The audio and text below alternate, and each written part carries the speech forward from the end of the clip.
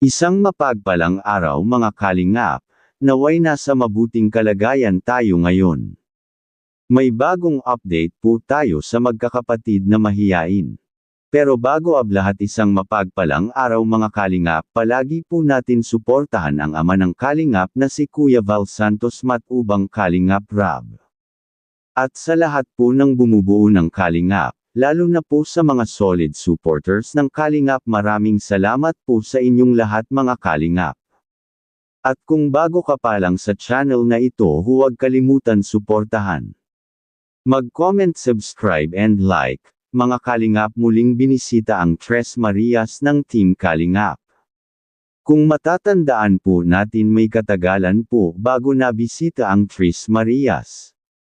Dahil nga sa busy na po si Kalingap Rab sa kanyang pamilya, kaya hindi na po masyado nakakabisita sa mga beneficiary niya, kaya minsan mga Kalingap ang Team Kalingap na lang ang pumupunta sa mga kailangan po tulungan.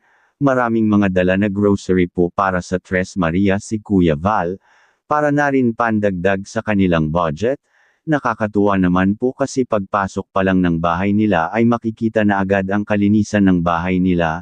Narito ang video, panoorin po natin. Pag-aaral niyo? Okay naman pag-aaral niyo? Ilang taon ka na? Siya. Mas lang pasok? 15. Wala kayong pasok ngayon, baby? Suspended na pala. Saan kayo nag-aaral? Ay, yung school dyan sa baba? Malapit lang. Dito, upo kayo dito. Ay, may grocery na yun. Grocery. Kumusta kayo rito? Okay naman po. Di ba yung baga? Nasira ang bahay niya? Opo. Di ba yun? Ganda ng bahay. Ganun ba? Tsaka ang linis po ng bahay niyo. Daya! Melissa, dali, upo kayo dito. O, kwentuhan tayo para ano. Upo kayo. Wala pa si Chris? Ah, dito ka. Bibihis na. Bibihis na. Kamusta naman pag-aaral niyong dalawa? Tatlo pala. Wala si Chris. Bibihis pa daw si Chris. Hawaii siya kay Julian. Oo, ayaw niya. Ganda na. Uli ba? Nahilig naman siya kay Julian. Huwag kayo mahiya. Kami lang to. Ah, sige ka dito, dali. Para makaupo dyan mamaya si Chris pagdating niya. Ang ganda pala nila sa personal, ano? Noong una ko nga din silang nakita, ang unang meet namin ay nung house blessing ng bahay nila, di ba? Oo. Nakasama naman ako nakasama naman ako kila kuya nun yung vlog. Ay, nung nandun pa sila, wala ako nung ribbon cutting. Nung nandun pa sila sa dati nilang bahay, pero di kami nang bumaba sa sakit na ulan. Ah, ni ate? Kaya, ano nila kami sa ano? Nasaan yung kapatid niyong bunso? Ah, nangyayabas? Ilan ba kayo magkakapatid? Apat. Ah, apat. Tapos, puro kayo babae? Lalaki. Ah, lalaki yung pinakabunso? Nag-iisa ng bahay. Kaya nga. Sabihan ni Kuya Rob, di nakakasawang ano. Ganito yung hindi nakakasawang tulungan. Kasi, yung ano.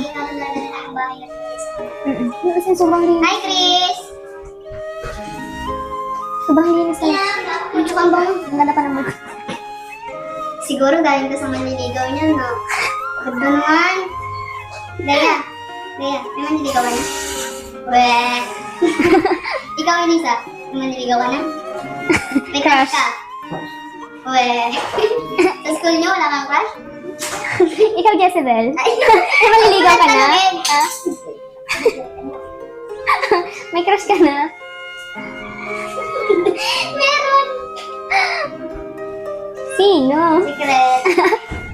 Bawal magtanong. Anong grade mo na? Grade 4? Ikaw? Grade 5. Ano pinakamadaling subject?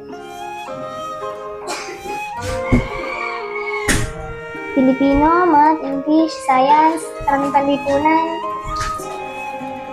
Alam mo na kung bakit hindi sila nag-i-emit. Bakit? Kasi ngayon pa lang nila ako nakita. Oo, hindi ko kasi nakita. Charot, hindi pala ako bilong dito. Ay, hindi, pero kanina naman, siguro nahiya lang sila at nagpasok si si Kuya Agul. Di ba nang tayo lang naman dalawa, nangikipag-usap sila sa atin kanina. Oo, nahiya na siguro sila. Huwag kayo mahiya.